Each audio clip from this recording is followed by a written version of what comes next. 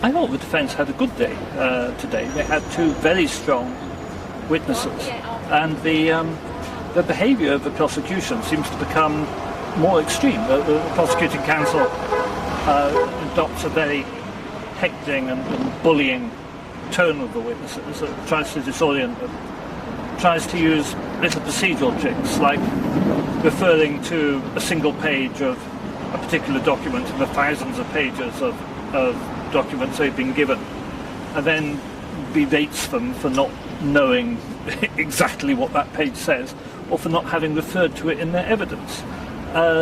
And of course, had they referred to every single page of supporting documentation in their evidence, their own evidence would have been thousands of pages long.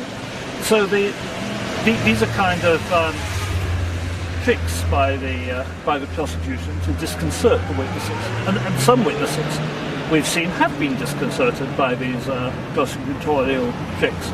Today's witnesses, I thought, were very good, very assured, very calm, had full mastery of their brief, full mastery of the documentation, and two really strong points stuck out for me today. The first was the strong assertion that Julian Assange is being prosecuted for his political opinions, and that he is a man with a coherent political philosophy expressed in books and speeches over periods of years, and that it is his political views that the government of the United States really objects to.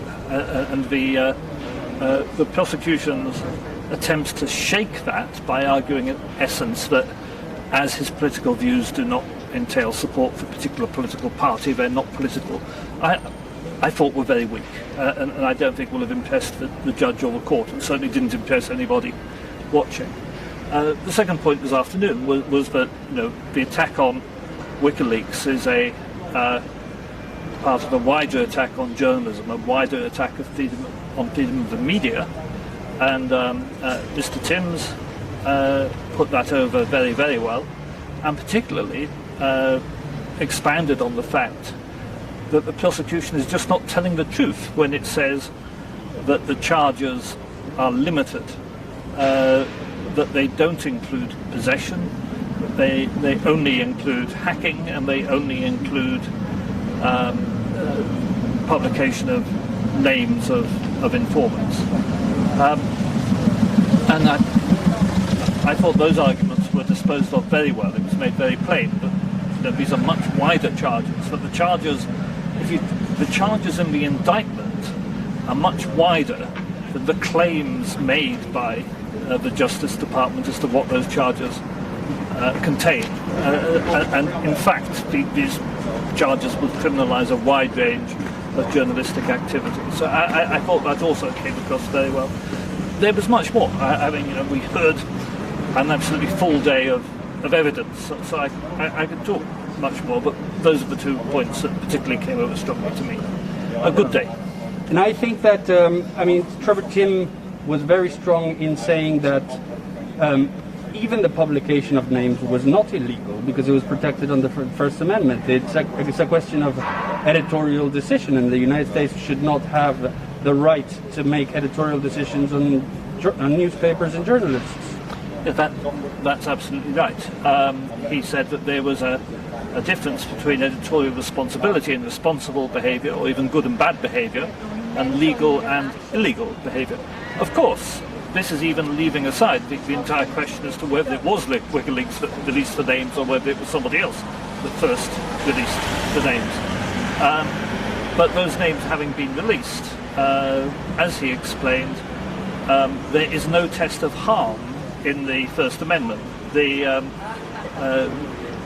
The attempt to prosecute for publishing the names is itself unconstitutional because there are Supreme Court judgments that specifically state that speech is protected whether or not it causes harm, or whether any balance of harm test is applied to the speech. That is not the test of free speech in the United States, and it is the test which the government is trying to apply in this extradition request.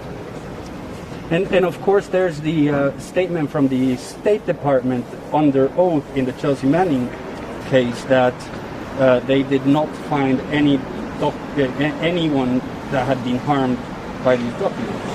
Yeah, the Department of Defence made plain in the Chelsea Manning case that nobody had in fact been harmed, and there was no evidence of anybody being harmed.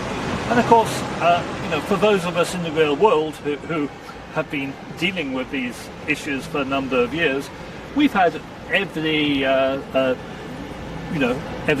attacking outfit, every attacking politician or journalist tell us for years and years and years that people would be harmed by these revelations.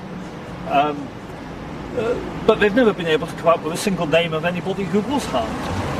And do we really think that after all these years they wouldn't by now be able to point to actual victims if harm had occurred? Of course harm hadn't occurred. And the point was very well made today that precisely the same accusations were made with the Pentagon Papers, where they said exactly the same thing. They said that CIA agents' lives would be placed at risk by release of the Pentagon Papers. All kinds of other harm would happen, harm to American interests, harm to American soldiers. In fact, none of that came to pass. And this claim of harm to others is one which the government frequently makes in order to maintain secrecy over facts which in fact just embarrass the documents, the government. This is about harm to government, it's not really about harm to individuals.